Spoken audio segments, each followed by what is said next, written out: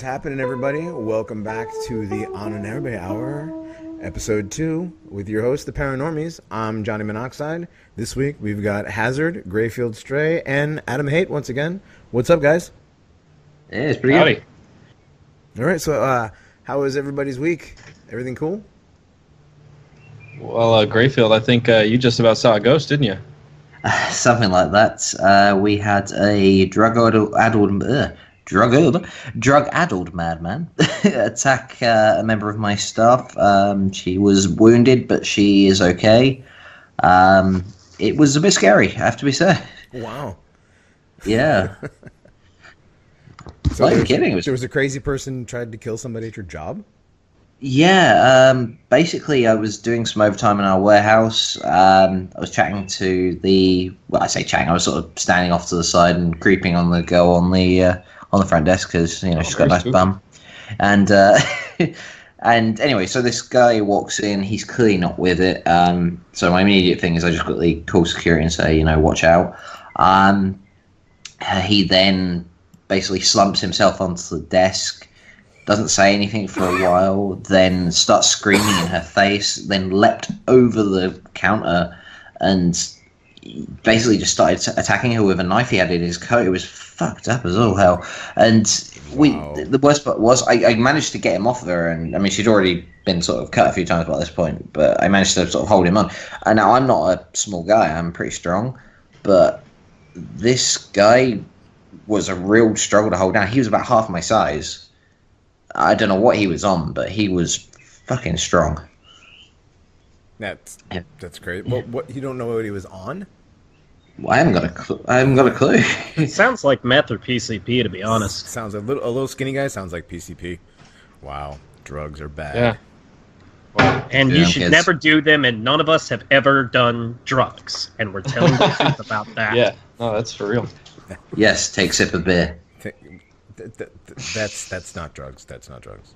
It's a drug. Unless the ancient Egyptians had drugs, then Well, anyway, let me tell you, I've been drinking some spirits in the meantime, so keep they get us back onto some spoopy topics. Nice. All right, so Hazard, how was your week? Pretty good, man. Like I said, I'm working down on Galveston Island these days. Like I said last episode, it's pretty fucking haunted, and within the span of the same day I got fucking third-degree burns, I got falsely accused of groping somebody, and then there was a freak storm, and my car's electrical system started fucking up and flickering. It's fucking spooky as shit. I took a video I sent to Johnny, and it was creepy as fuck. I had an old Volkswagen used to do that. Every now and then just all the dash would just stop. The lights would go out, the dash would stop. It'd scare the shit out of you. You'd be driving home 10 o'clock at night, and for no reason. You have no headlights, you have no dashboard lights. Car's still going, though. Yeah, and it's one of those things where you know that sort of shit happens. You got the weird fluctuations, the weird flickers, and instantly you're in your head. You don't ever voice it out loud, but in your head, you're just like, I've seen enough fucking horror movies. I'm about to fucking die. And this is where I die. Yep. Yeah. See, this is why I'm glad that I'm a pedestrian. I don't drive, so I just. Another night we had a storm at my job, and it was great. So we start having weird electrical fluctuations as we're breaking everything down, closing. My boss is commenting on how spooky it is, and we still have one of the servers in who's black, and I just look at him and I go, "It's all right, boss. If anything happens, he's going to be the first to die because he's black, and we'll have a chance to run." Well, I mean, to be fair, that is every horror movie's plot. Like, they'd make jokes about it in that scary movie, like, "Oh, hell no." Well, it's funny you mentioned the electrical storms knocking out power. We had one over London, and it literally put out the East End recently for a good couple hours. Yeah. So it got even darker in London. Well, it got dark, not brown. Brown's not a light color. No, brown. Yeah. Oh, so how was my week? Oh, my week was great. Sorry, did we not ask? No. Only, we really care. Please share. No, actually, nothing really really, of the paranormal happened to me all week. It was great. I don't like it when it happens like that. Like, I mean, as cool as the story is to tell later, going through it, not one of my favorite things. So I had this really creepy moment myself. Hazard sent me a GIF, and I woke up covered in ectoplasm. wow. It was suddenly worse every What time. kind of gift was it? Yeah. Was it a gift or was it the gift? It was the gift that keeps on giving. Yeah. Wow. Sounds like everybody had a much more interesting week than me. Actually, Adam, I don't know. Did anything happen to you this week? Nah, I just been working. You know, I guess the only spooky thing is my experiments haven't been a total failure. So I don't know what's going on with that. Nice. So did you? Is it's so it's not so it's reanimated? Yeah, is it alive? Is it alive? Oh, I don't know how much I'm allowed to tell you. Okay, never mind. We'll talk about it off the air. All right, cool. So yeah, good week was had by all except for Gray, who had to hold off a crocodile-infested weirdo at work today.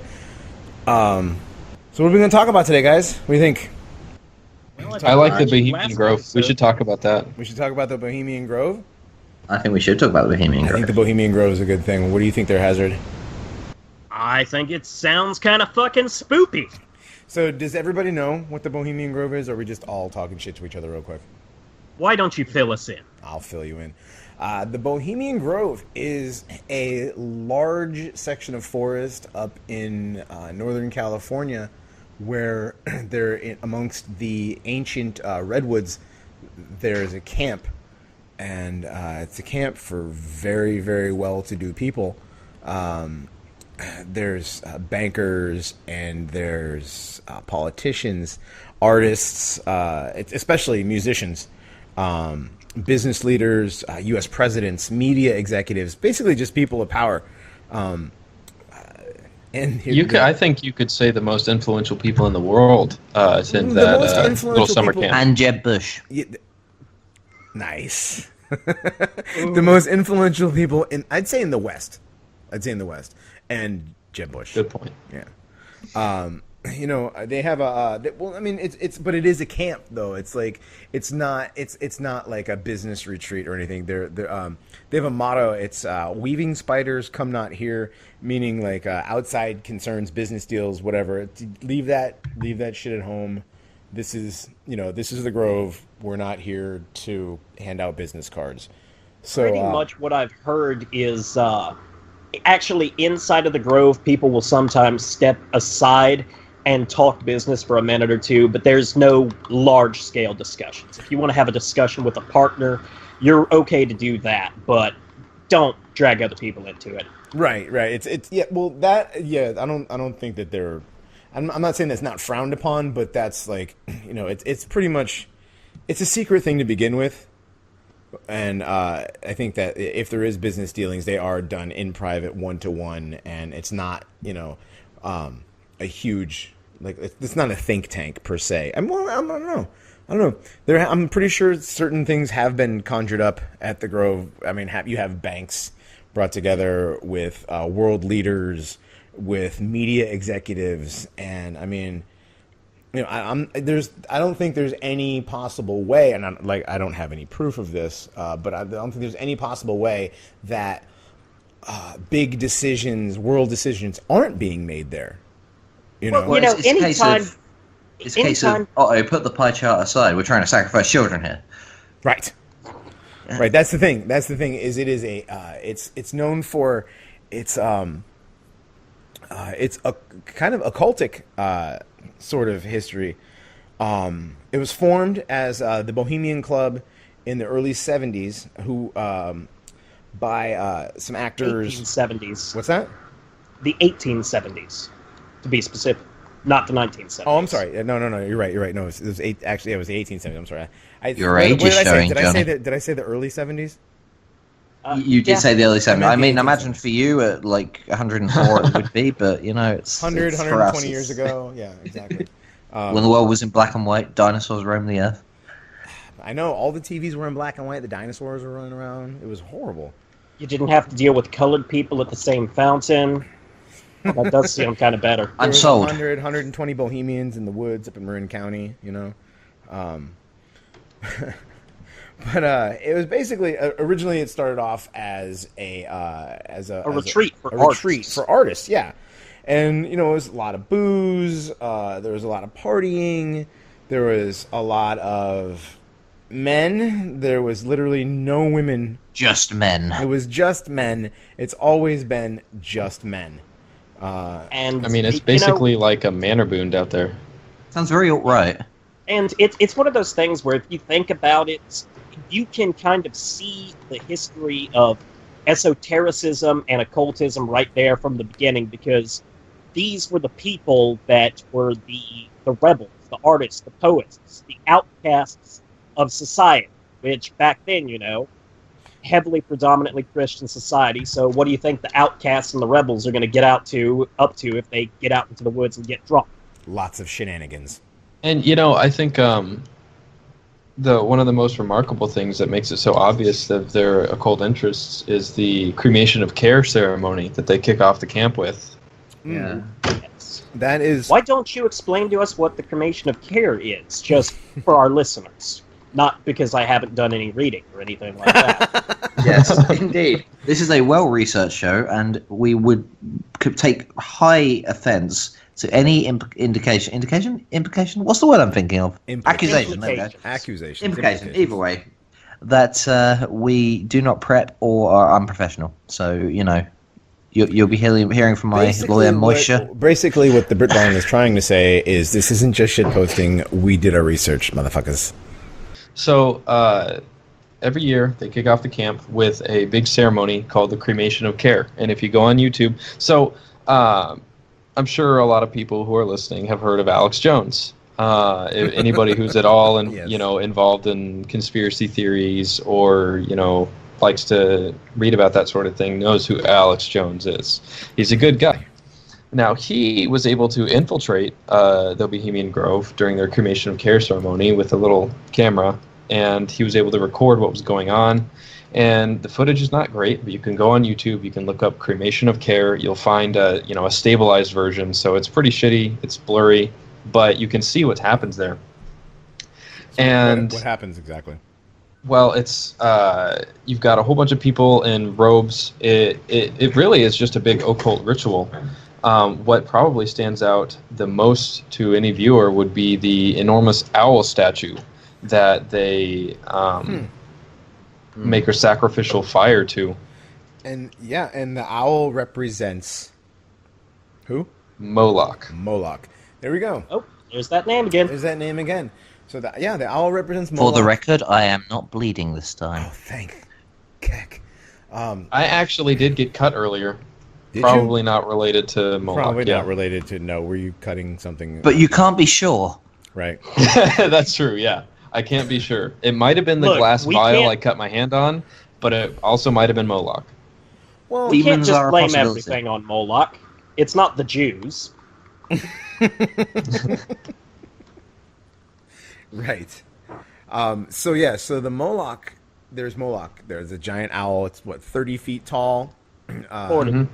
Is it 40?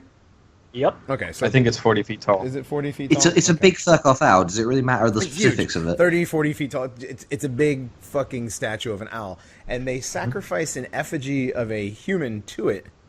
And therefore exercising the demons of exercising the demon to ensure the success of the camp, basically.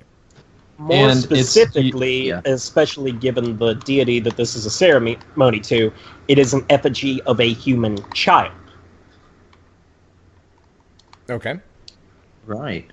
Wow. Okay. I just always read that it was just a sacrifice of the human. I didn't know that it was an actual human child. No, that makes An effigy of a human right child. an effigy of a human child. That makes it worse. Sacrificing children. All right. So we have a bunch of rich, famous artists, world leaders going into the woods and conducting occult ceremonies and sacrificing a child to an owl god. And I'd like to mention that the name of the ceremony is the cremation of cares.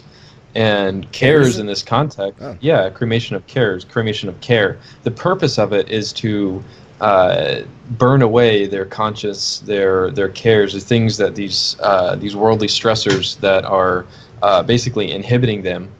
And a lot of it is related to work.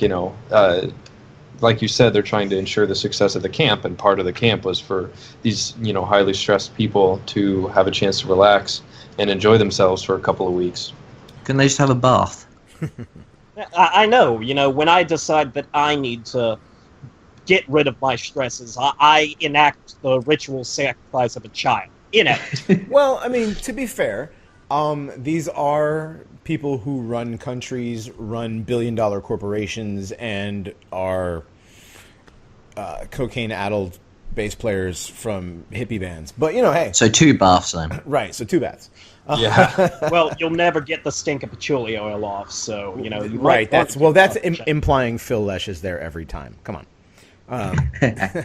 Now, here's the story. Speaking of the Bohemian Grove and Phil Lesh, those people who know me know that I live in Northern California. I live about 45 minutes to an hour away from the Bohemian Grove. Oh, damn. Yeah, it's literally it's over a bridge and up about. And the bridge is 10 minutes from my house, so 15 minutes, and then about an hour. It's about an hour and 15, hour and 20 minutes. So you're telling us that report it's over a river and through the woods? It's literally over a river and through the woods, and Grandma's house is not where we're going. So we're going to see Satan or somebody else.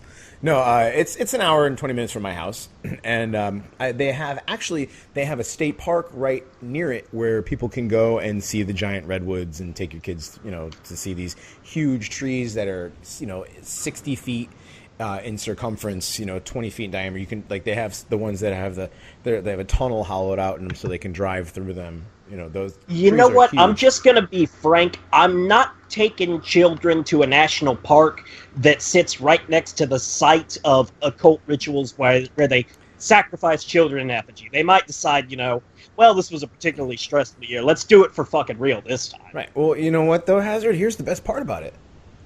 Thousands and thousands of people do that because literally nobody knows about the Bohemian Grove.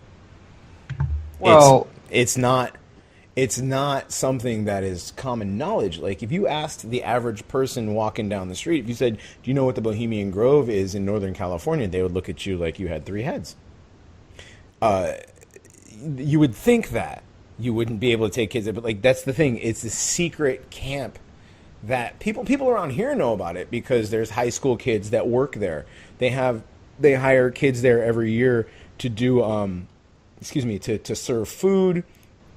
They hire kids there to clean the cabins. They hire kids there to clean the bathrooms. So they do valet. They do the valet. Oh, the valet. Okay, so yes. Weird policy there where any females inside of the camp have to be outside of the grounds before nightfall. Yes. Yeah, it's literally no girls allowed. Yeah. They changed that state hiring laws. They changed that a while back to where. Females were allowed to be hired, but they're only allowed to do certain jobs. They can't. I believe there was a lawsuit in 1978 that their employment practices were judged discriminatory, so they had to start hiring women back in the late 70s. But they have to be out women's before yes, nightfall. right. Women's job descriptions were limited to the valet parking and the dining circle. Other than that, was all men. So are the spouses of guests allowed to come in? No, there are no females allowed other than the employees that work there. It's literally, this place is in the middle of nowhere, in the middle of nowhere, in the middle of nowhere. It is literally a humongous redwood forest that's untouchable because it's in the middle of a national park that has a state park inside of it. See, it's insane because sounds like occult rituals where they don't want any feminine elements present due to occult reasons, or just some sort of standard fuck party. Well, it's insane because you have to. Hold on, one at a time, guys. One at a time. Gray. Okay. Go ahead, Gray. Okay, so it's insane because you have to remember, as a guy who's a native of Britain, we don't have redwood trees over here. But I've seen images of them, and they look absolutely fucking huge. So the idea of an entire grove just full of them, it must be an absolutely immensely large place. It's hundreds of thousands of square acres, just the state park that the grove is in, and then the state park is inside of a national park. It's huge, yeah. huge. And you were saying, okay, it's actually 27. The grove itself is 2,700 acres. Okay, Just that, nice. yeah. So you were saying something, owns the Adam? grove? It's owned by the Bohemian Club, which is housed in San Francisco. It's I forgot I've actually been by it. The shop I used to work for did some work inside of the building. Most people know me. I'm an electrician, and they did some work inside the building. And I heard about it. I was like, oh my god, you guys worked in the Bohemian Grove? Like, no, we worked in the Bohemian Club. I'm like, don't they own the Bohemian Grove? And they're like, I don't know what you're talking about. They have a racquetball course, and they have a racquetball. So here's the weird thing: Bohemian tends to lend itself to journalists. Yeah. Journalists, So, musicians, bohemians, Yeah, from what I understand, it was hippies. basically when it was originally founded. Like we said, it was mostly it was what would have been considered, the beatniks of the time, poets and artists. Yes. But rich individuals basically bought them out and kept them around to entertain them and sort of, I wouldn't necessarily call it indoctrinate, but sort of welcome them into the mysteries of what they'd been doing. That's kind of a fair assessment. Yeah, the rich, they kept they kept the jesters around to keep them amused or whatever. Yeah, and I was saying before, a friend of mine that I worked with, his brother was a valet up there 2 years in a row, and he tells stories of seeing Phil Lesh and Glenn Fry and John Bon Jovi and George Bush Sr. and it's not just Republicans and A Democrat? yes, Jimmy Carter. Thank you, Jimmy Carter. He said there's one time. Because, Do you mean America's greatest president? Oh, Jesus fucking Christ! No. Yeah. So he drives. He's the guy that parks or that drives the van from where What, Jimmy Carter? No, not Jimmy Carter. My buddy. This is going to be heavily edited. One more time. Let's start this over. Okay. So speaking of bohemians and musicians and whatever, the friend of mine whose brother worked at the Grove, he was a driver from he would take the valet bus from the parking lot where these bohemians would leave their cars and then take them up to the camp.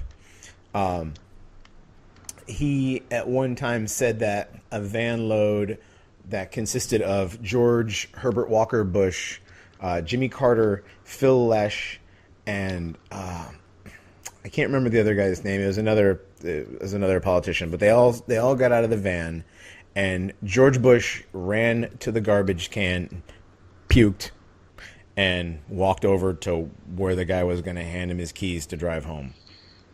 Or have him picked up. He probably I'm probably making this part up. I'm pretty sure he got picked up by a limo. I'm pretty sure George Bush hasn't driven a car in a long time. So it's one of those things where even if you're at the Grove invited, you don't have access to your car or any means of egress. They drive you into the actual campsite. Yes, they drive you into the campsite, you're driven out, and then you're back to the real world. Yeah, because like I said, well, that's not unsettling at all. When you're a billionaire, that happens a lot. You just oh, hi, how's it going, Mr. So-and-so? You get in the car and they take you wherever your next appointment is. I'm pretty sure that Henry Kissinger doesn't have his exact itinerary all day long. He just sometimes shows up at places and he's like, oh, this is what I'm doing now? So, yeah. Speaking of Kissinger... alcohol will do that. Right. Well, Speaking of Kissinger, he's been known to be there. There's the list of people who have been at the Bohemian Grove it's everybody famous from not everybody famous. This list is Well, ridiculous. there's just holy shit. Let me try and put it in a little bit of perspective. So we've been talking about a lot of influential people, people in world government, people in big business, which is really the two main things that keep the world turning in that sense. Politics and business. So we're talking about these sort of mundane things where it's people that are doing things that just anybody is going to be affected by it. But I think what's really interesting is that you've got a whole bunch of really it's not unusual for influential people to want to hang out together, right? It's not like they're going to go hang out at a local bar, right? Why would they do that? Right. Well, why would Ronald Reagan and Casper Weinberger hang out at the sports bar? No. Right, exactly. Weinberger. So what really makes this more interesting, at least from my perspective, is the degree of occult practices that they partake in. Because it's not unusual for influential people to be secretive, but True. the fact that they're doing these big, elaborate rituals featuring these very heavy occult symbolism, Moloch goes back to biblical and pre-biblical times. Yep.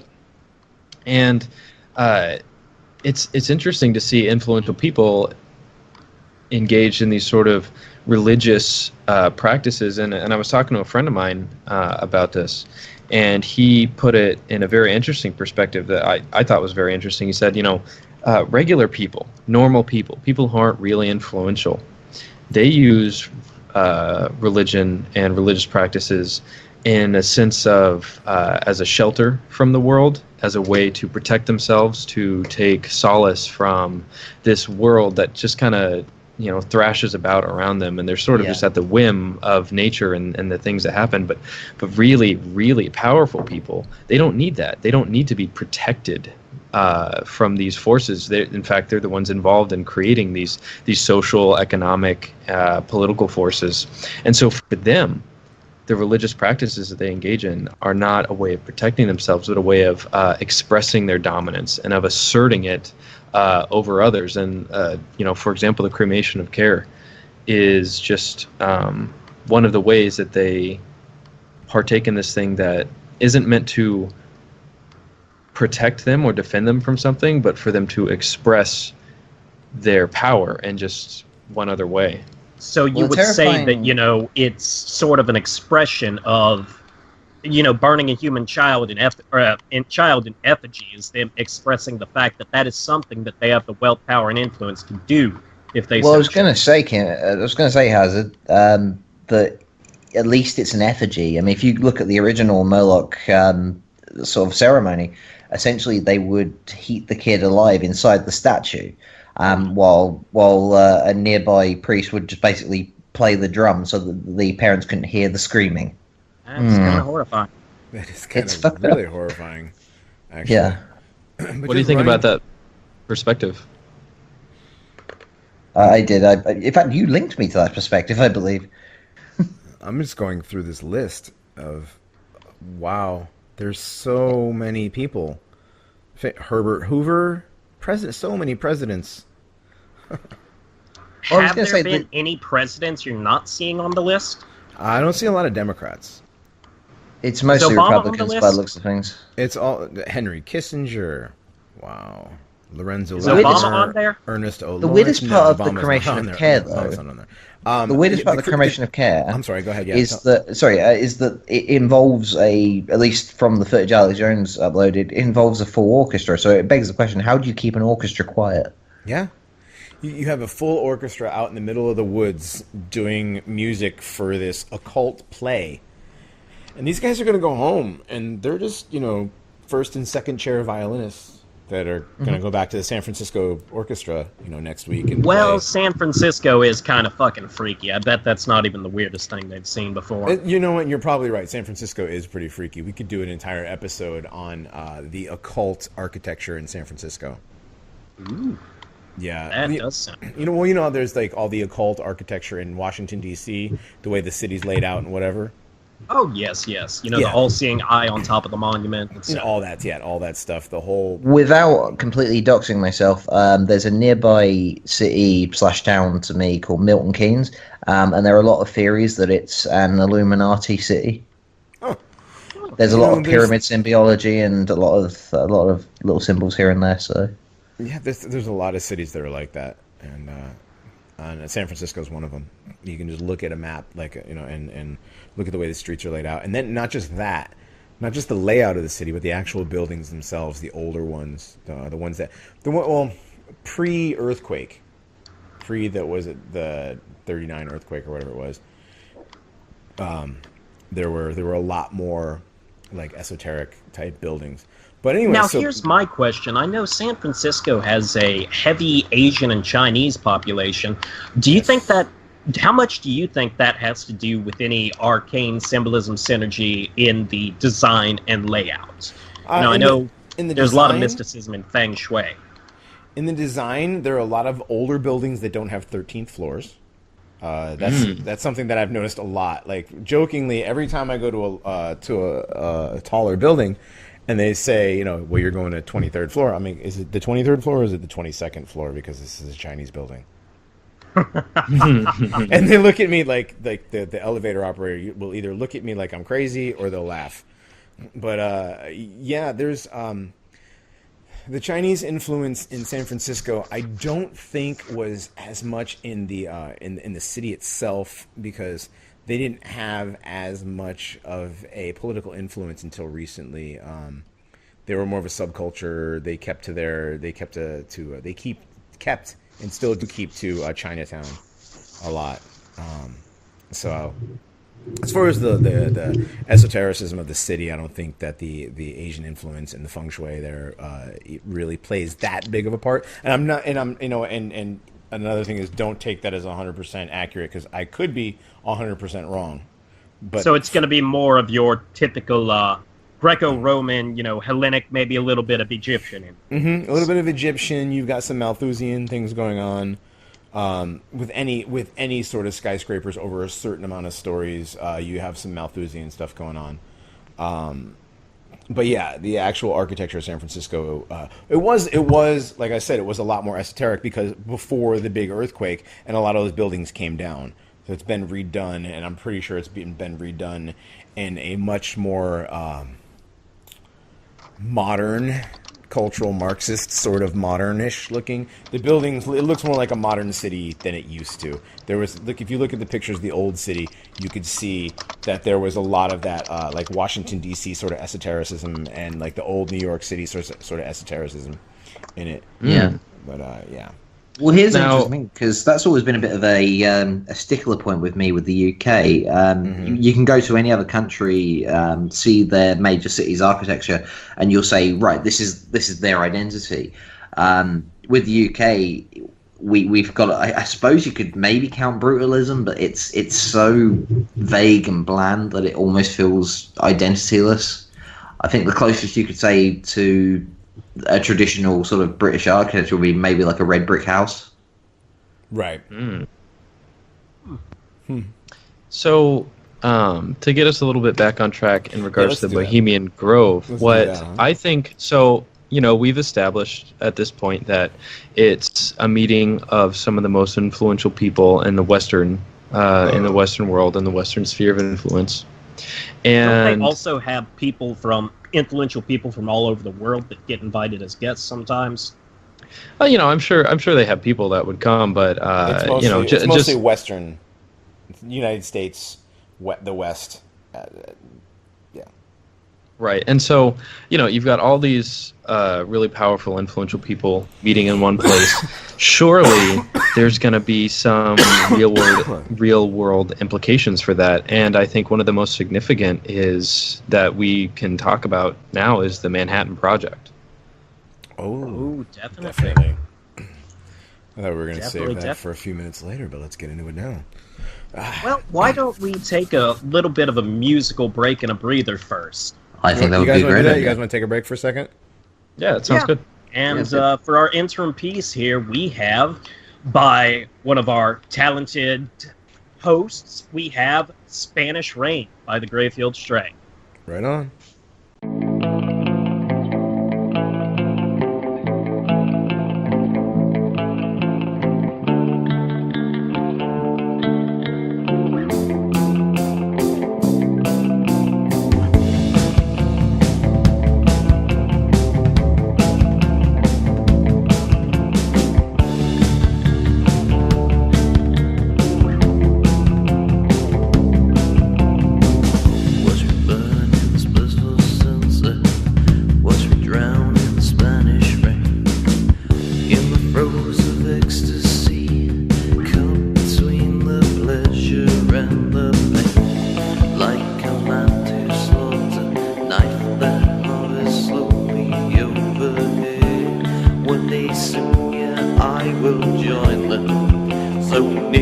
Yet so far, the lightning strikes and then she blinds. I float here slowly out of time. I wish that I could make you mine. Give it to me. Without you I can draw no breath. Beneath the waves I choke to death without this pleasure of the flesh.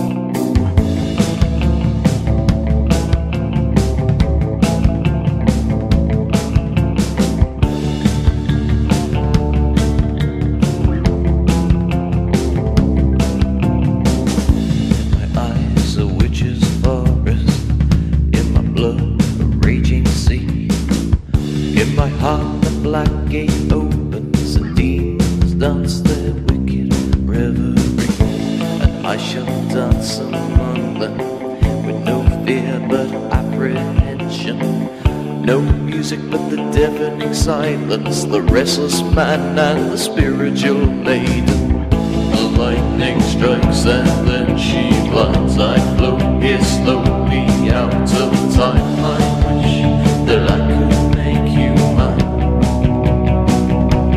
Give it to me. Without you I can draw no breath. Beneath the waves I choke to death without this pleasure of the flesh. Strikes and then she blinds. I float here slowly out of time. I wish that I could make you mine. Give it to me. Without you I can draw no breath. Beneath the waves I choke to death without this pleasure of the flesh. Give it to me.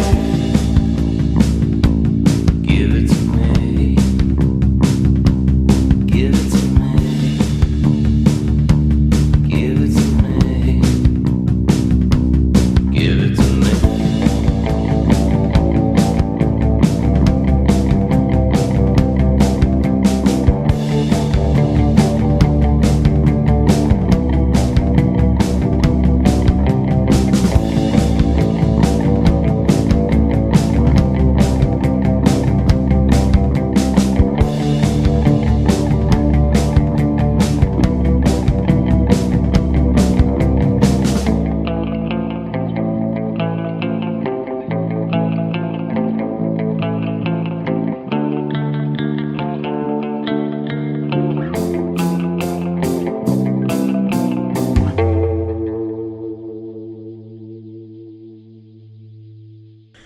All right, and we're back. We're talking about the Bohemian Grove, the deep, dark, occultic camp for the rich, the powerful, the famous, out in the woods in Northern California, where they do all those ritualistic occult things, and which apparently includes getting milkshakes. Ooh. Yeah. So they have a schedule for their food, apparently. And at certain times, you can only get certain things at certain times. So one night recently, during the 2016 spring Camp. Apparently, they have 2 camps. They have one in the spring and one later on in the later summer. And this year's spring one. So Jeb Bush, the former Republican candidate for president, was there, and he asked a waitress, could he get a milkshake? And apparently, you can't get milkshakes before 8 p.m. because the dessert chefs are making dessert for everybody. And Jeb Bush says, "No, I really want a milkshake." And the server's like, "I'm sorry, sir, I can't get you one." So he says, "Can I speak to your manager?" And so, like his presidential campaign, Bush's milkshake confrontation would end in defeat because the manager came by and said to him, "Sir, I can't get you a milkshake until after 8 p.m." And Jeb Bush says, "Well, do you know who I am?" And the manager bends down and says, "Yes, I know who you are, but the milkshake rule still applies to you." I've got this great image of him just like reeing. I don't see the re. I see the whole "please clap" face. I see the Please face milkshake. where he threw milkshake, please. Where he threw the snowball and it just like turned into a poof of snow. That would. There's literally nothing this man has done that is like he can't even get a milkshake in the company of the most powerful men in the world. This is literally a place where occult rites are going on, and these kids that work here have to know that these people are doing effigy sacrifices. But still, Jeb Bush is so unimposing and cut. They're just like, no, we're not getting you a milkshake. pretty much. Yeah. Oh, poor Jeb. One day he'll win. I know. Something. So he wasn't a very important or influential person, but and probably didn't do anything influential at the Bohemian Grove. But before the break, we were talking about something very important that happened. Is probably the singular most important thing that happened during the 20th century was the invention of the atomic bomb. Would anybody care to disagree with that? Well, I'll have you know, I once had a delicious pack of tendies, and I think their invention... 20th century, sir. 20th century. So, oh, okay, fair enough. Right. No, I don't think anything else in the 20th century was more important than the invention of the atomic bomb. No, Splitting of the atom. It changed warfare alone forever. It changed everything. Let me put it in perspective real quick. So, the atomic bomb, the Manhattan Project, was one of the biggest achievements in human history, and it basically started at a standard fuck party in the middle of the woods in California. Well, hold on a second. Hold on a second. You say standard fuck party. Well, now that's not an unsubstantiated thing, because implying a gay party. You have a group of guys out in the woods doing occult things. But you also have comments from former presidents, like President Nixon, who said that at one time, he said, it's not just the ratty part of town. The upper class in San Francisco is that way. The Bohemian Grove, which I attend from time to time, it is the most faggy goddamn thing you can ever imagine with that San Francisco crowd. I can't shake hands. Wait a second. Just a second. Stop it. I can't shake hands with anybody from San Francisco.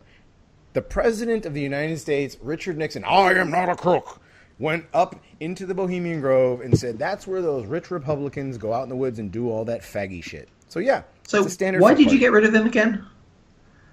Guy seems to have his head screwed on, I gotta be honest with you. Why did we get rid of him? Well, there was that whole thing where he deleted 30,000 he hung up on somebody. Are we talking about somebody else? Anyways. Yeah, I think yeah. Well, So standard fuck party out in the middle of the woods. You have the most singular, defining moment of the 20th century. The most important invention moment or whatever in the 20th century was the splitting of the atom, the atomic bomb. I'd say not just 20th century. I would say, given the advances in medicine, spurred forth by fissile materials, even our long-range space probes, etc., the radioisotopic thermal generators, I would say the splitting of the atom was the most important moment in human history, at least until we find, the next thing. That I would not disagree with that. Yes. I mean, to top that, you'd need like faster than light or something like that. Faster than light, You or need light speed. You need light speed or some sort of time travel device. But up until Or then, like, Yeah. self-cooking tindies. I don't know. Oh, my wow. God, self. dude, Could don't, you don't imagine- even Dreams talk of a about that, madman. Christopher. All right, so let's get back to the important thing. So this most important event in human history was dreamt up, created out in this grove, out in the middle of the woods, where allegedly business was not supposed to transact. However, you have what would be considered a conspiracy. And for those of you who want to say that, oh, Johnny's putting on his tinfoil right now, would somebody like to define the word conspiracy for me, please? Act, or basically a hidden act that is disguised as something else to fool the general populace. Well, let's be a little bit That's what I got. a little bit more precise here. So a conspiracy is when two or more people meet together and engage in some form of communications to plan out the commission of some act. Usually, it's in a malicious or a criminal context. So I think it's important to define, if we're going to be talking about conspiracy theories, what it is, and I'm glad Johnny brought that up. But yeah, conspiracy is when more than one person gets together to plan to commit a crime or some malicious act, generally speaking. Right. So when Jamal and Tyrone say they're going to knock off a 7-Eleven, that's a conspiracy. Yeah, they meet for 5 minutes to think about, are we going to go in the back or the front door? Or are we going to crash through a window and stop to get a Slurpee or whatever? Exactly. That is a conspiracy. Are there people in the woods talking about putting together an atomic bomb? That's a conspiracy. Were there people? It doesn't matter. That when people get together to discuss a means to an end, basically, that's a conspiracy. Okay. So, you had some of the greatest minds in the world at the time coming out there, and you have scientists like Robert Oppenheimer, and now I just want to mention Oppenheimer is pretty big family name, isn't it? They had a lot of clouts, both political and financial, which, obviously is going to be how Robert Oppenheimer managed to be able to use the Grove as the site for the meeting. Right. Mm-hmm. Right. Now, yeah, this wasn't just, these guys weren't just randomly at the Grove for one of the Bohemian Grove gatherings. These people were there specifically for the Manhattan Project. And it speaks a lot about the connection and influences, the fact that the people there could use the Grove specifically to talk to and to discuss these matters there, because when you're planning something of this scale and magnitude, you got to have the place to yourself. Well, absolutely. And that's one of the things.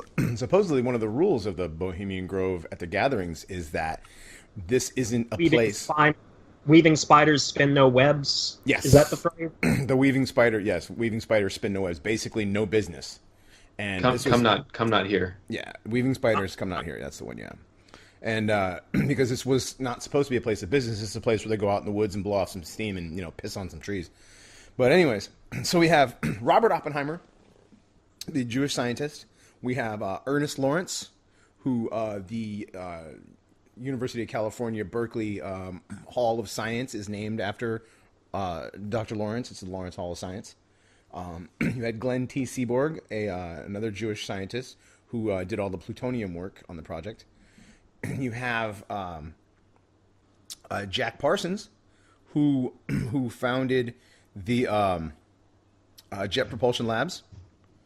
And now, go ahead. And also was one of the founding members of NASA, was he not? Yeah, NASA really evolved out of the JPL. Right. And he was given government money to do his experiments, and he would also do weird things out in the desert at night with his girlfriend and some of his friends. Well, now wait a minute. What do you mean by weird things? Well, like sex magic rituals and that kind of stuff. So hold on. So you're telling me is that you have a whole bunch of big name scientists there, but some of them are trying to perform magic in their spare time? Yes, that's exactly what I'm talking Was anybody else weird at this meeting? Well, yeah, there was. There were two other weird ones. There was a guy who was known at the time as Frater X. Or, I'm sorry, not Frater X. I'm sorry, Frater H. And the H stood for Hubbard. His name was L. Ron Hubbard. You may have heard of him. Yes, No. he went on to become a very successful science fiction writer, but he did serve in the Navy during World War II, before this meeting, before his discharge. And afterwards, he went on to move into Jack Parsons' mansion with him and eventually steal his girlfriend away from him. And yes, ladies and gentlemen, that is right. L. Ron Hubbard did cuck a motherfucker. He did. He Now, L. Ron Hubbard, he did something else pretty important too, didn't he? yeah. He wrote Dianetics, and he founded the cult of Scientology. Yes, I'm sorry, indeed. church. The Church of Scientology, which is based on the theory that Xenu created the universe out of a nuclear explosion billions of years ago. So he's been talking about nuclear stuff his whole career. And then also you had everybody's favorite occultist, Aleister Crowley. The sex, drugs, and rock and roll, the guy of the magic world. That's right. So, like you were saying, Adam, you have very high level scientists, and you have occultists, all in the same place, doing one specific thing, and that was to create the first nuclear weapon. And go ahead. Sorry. I think it should be emphasized that these weren't just people who all happened to be frequent Bohemian Grove attendees. Now, they were all together at the same time for the same meeting. Right.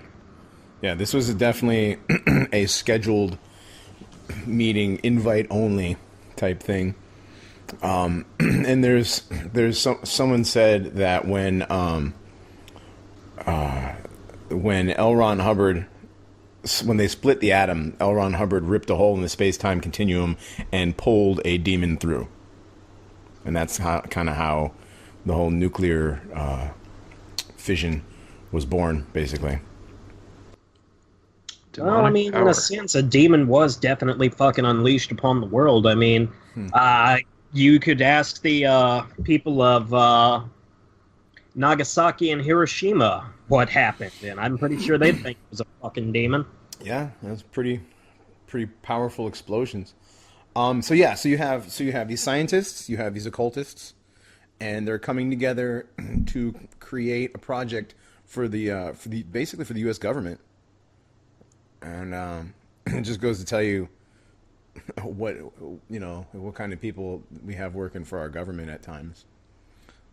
So not only is this one of the greatest scientific breakthroughs in human history, so not only did that happen, and not only did the meeting which started the sort of the genesis of this whole project take place at basically just a big party for rich people to do silly stuff in the woods.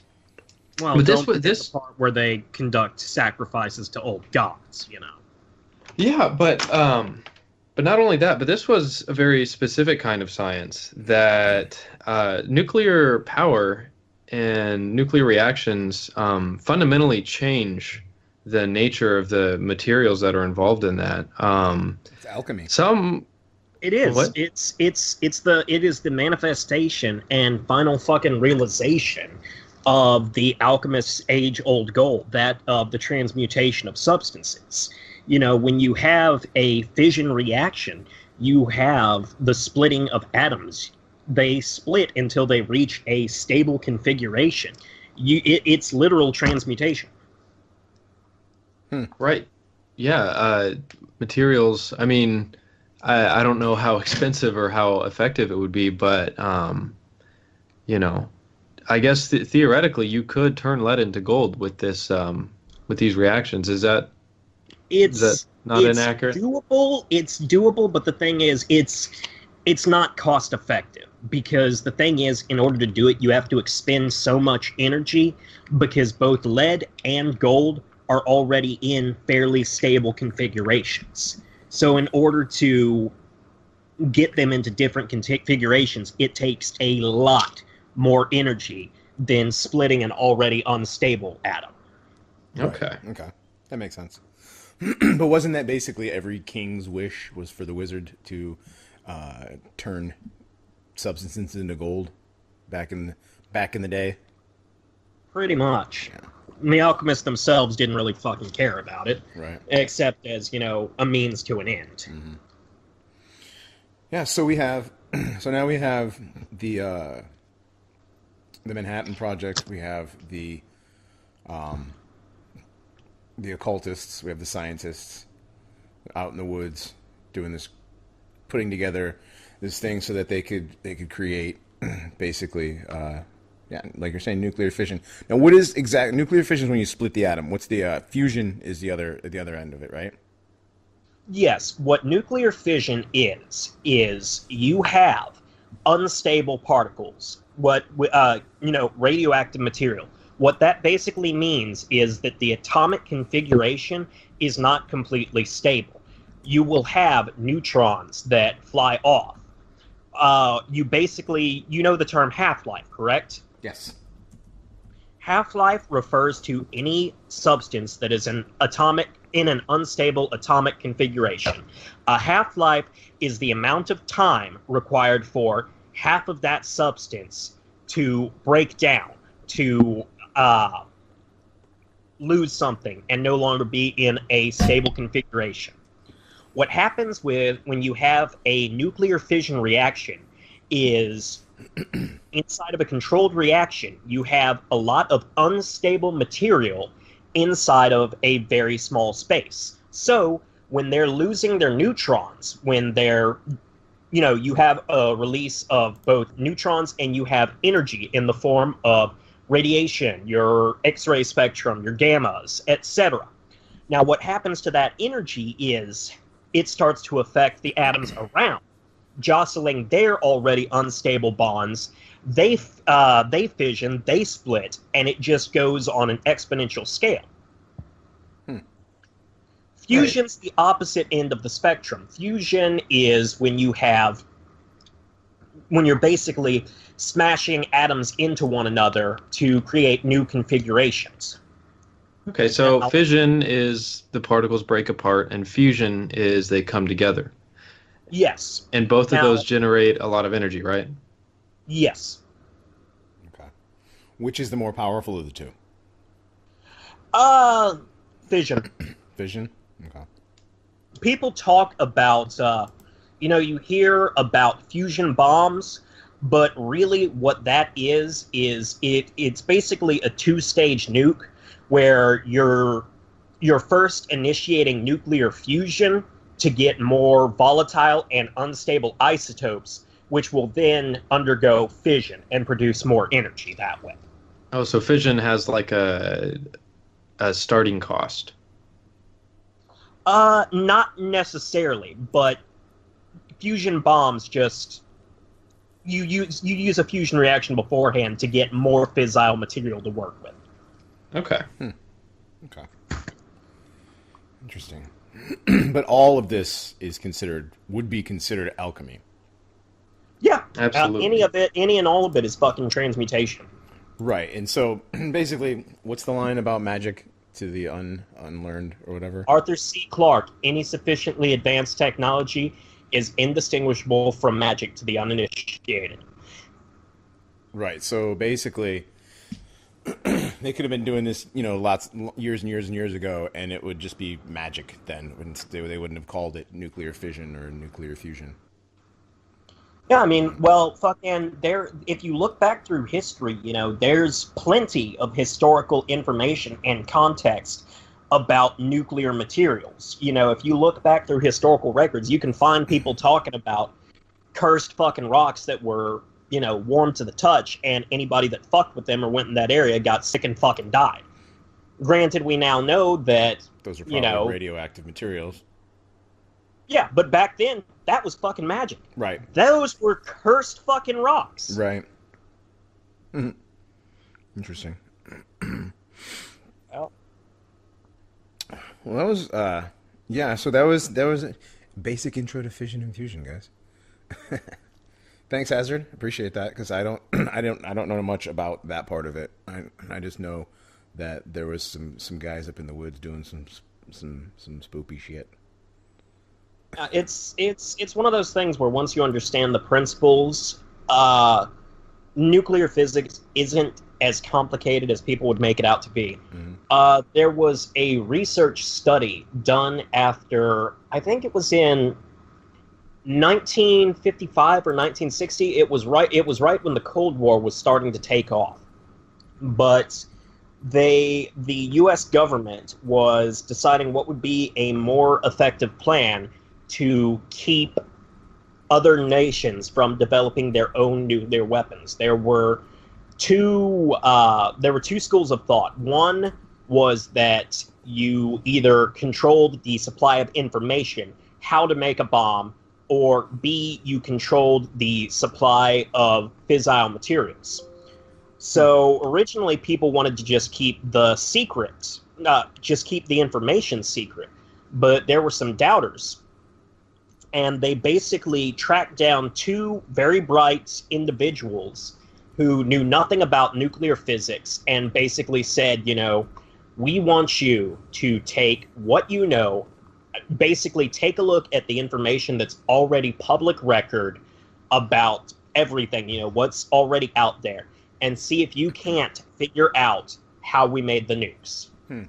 And they were able to work it out within closely enough to where it was decided that instead of trying to keep that information secret, although it was still kept secret, they focused more on controlling the supply of fissile materials.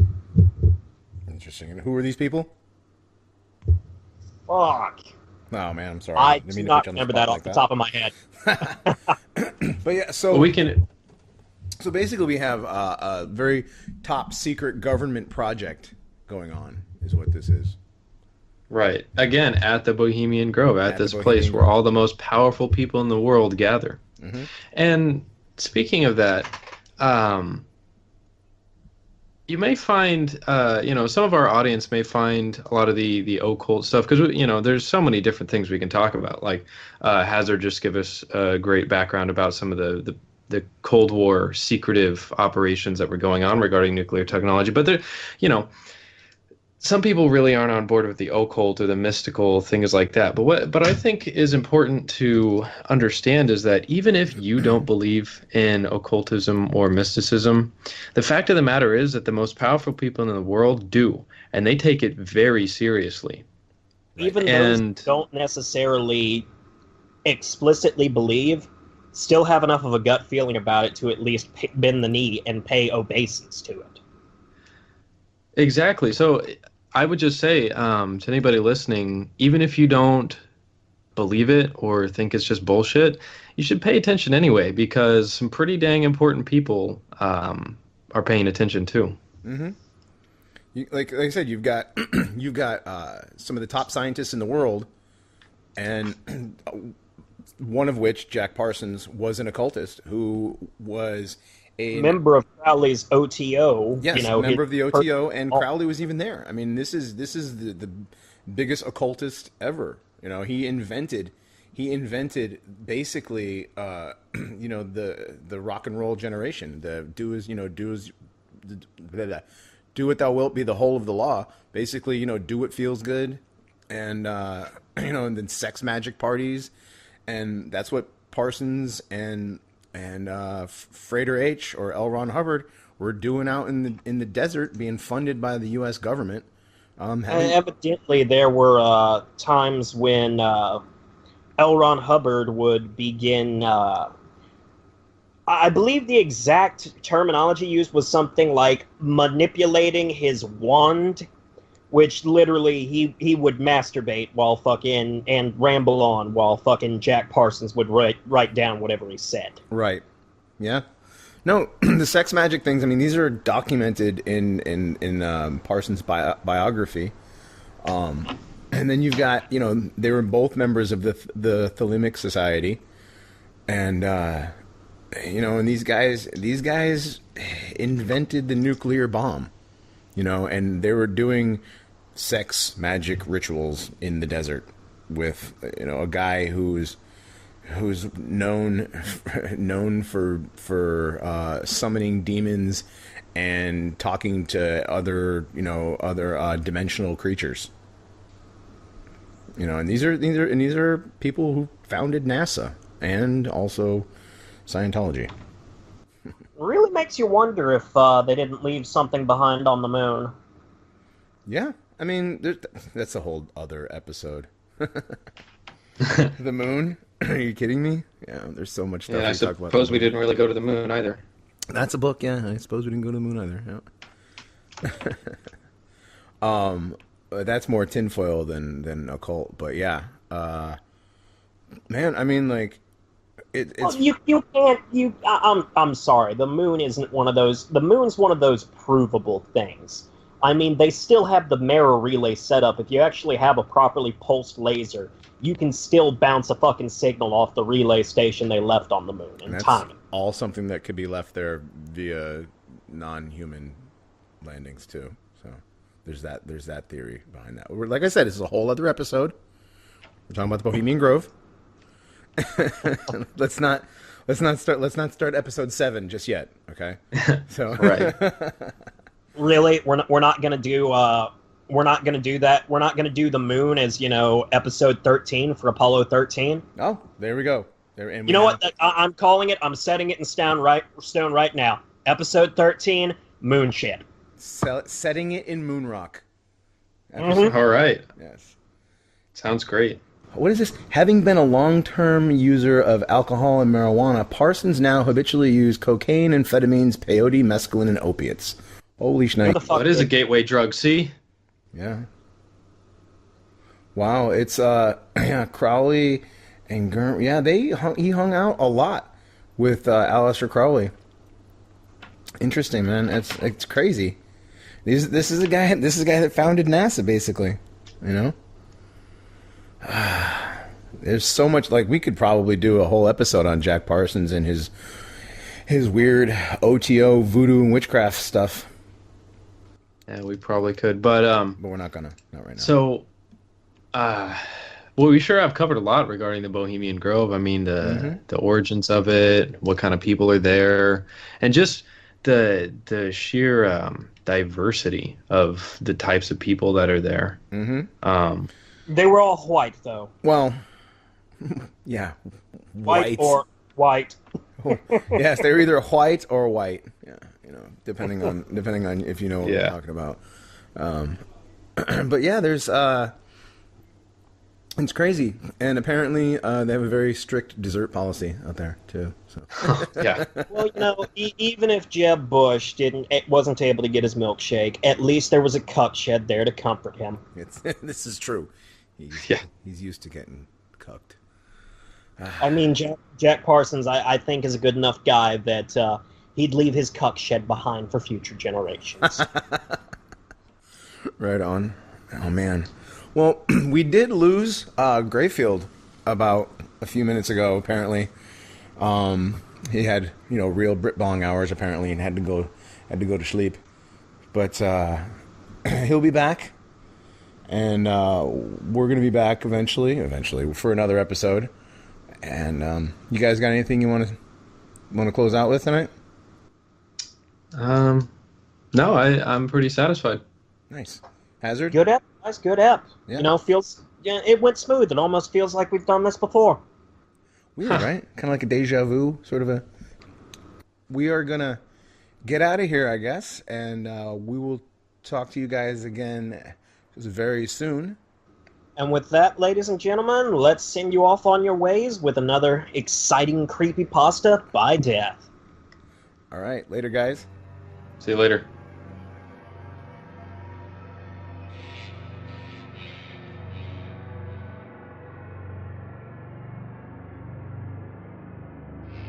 Some people consider 3 a.m. to be the spirit's time to communicate with us. Others think it's the devil's mark. Some even think that when you wake up at this time, someone is watching you.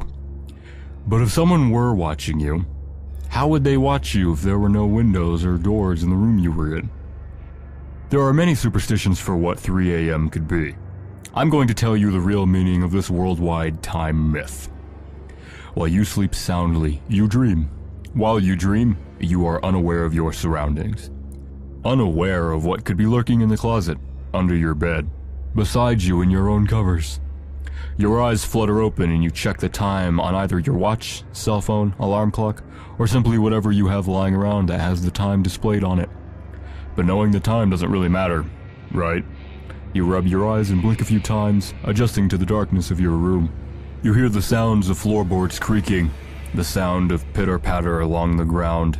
I'm sure it's just a mouse, you think to yourself. Maybe it is just a mouse, or a large rat. A very large rat indeed to be making such loud footsteps. You dare not look over the edge of your bed, for you are paralyzed in your fear. You're just scaring yourself. Enough already with this foolishness, you tell yourself. But is it foolishness? Or is there a reason to be scared? Are there monsters under the bed, waiting to snatch your feet and pull you under the bed when you get up in the middle of the night to use the restroom or get a drink of water? You do not believe in monsters. Those were stories that your mother or father told you years ago as a child. The Boogeyman, Sandman, and other monster stories were just stories to give you a spook, right? Yeah, right. Monsters aren't real. You think and chuckle at your childish fears, but wait. What was that? That pitter of feet seemed to be getting closer. You squeeze your eyes tightly shut as you hear the long, loud screech of your door creaking open ever so slowly. Was that a giggle you just heard? No, of course not. Mice don't giggle. Neither do rats. You're being delusional. You open your eyes slowly and stare at your ceiling. There is movement under your covers. The covers that you stay under to provide you with warmth and comfort. It's moving toward you slowly, in a crooked fashion. It looks as if it's limping beneath the blankets. You are frozen in terror, afraid to move or else you might just give away your location. You feel something tugging at the loose clothes that you wear. Oh Jesus, what is that? You yank away the covers and throw them to the ground and gasp at what you see. The creature is lopsided, grotesque in a way that makes your stomach turn in knots.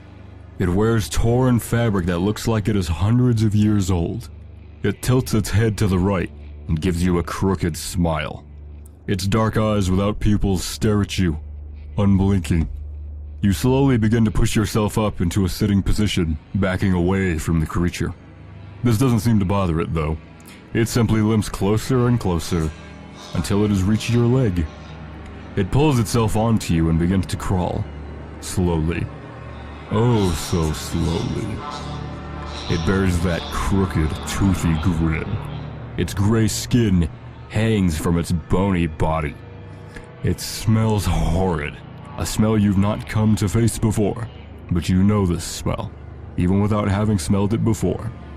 It's the smell of rot, but not like any rot. The stingy scent of rot, flesh and blood. What are you going to do, you think, and lick your lips, eyes wide, not removing them once from the creature? It's still inching its way up to your body, closer, closer and closer to your face, with each limping step. You take in a deep breath through your nose and then release a scream so loud you think you've popped your own eardrums. The creature suddenly jerks its head toward the door and lets out a murderous cry. It quickly limps to the edge of the bed and jumps, landing to the floor with a thump. It rushes out the door and disappears into the dark of the hallway. You see, 3 in the morning is when the little things come out to play. When the little things decide it's your lucky day. When the little things show themselves. But don't let this deceive you. The first time you see them is almost certainly the last. You're lucky if you can get away safely. I cannot tell you how to deal with the little things, for they are everywhere. In every home, every hole, nook, and cranny your house has. How many you have in your home is not a question answered easily. All I can tell you is that there are many. They study you, and they plan your demise. No wonder they reek of death.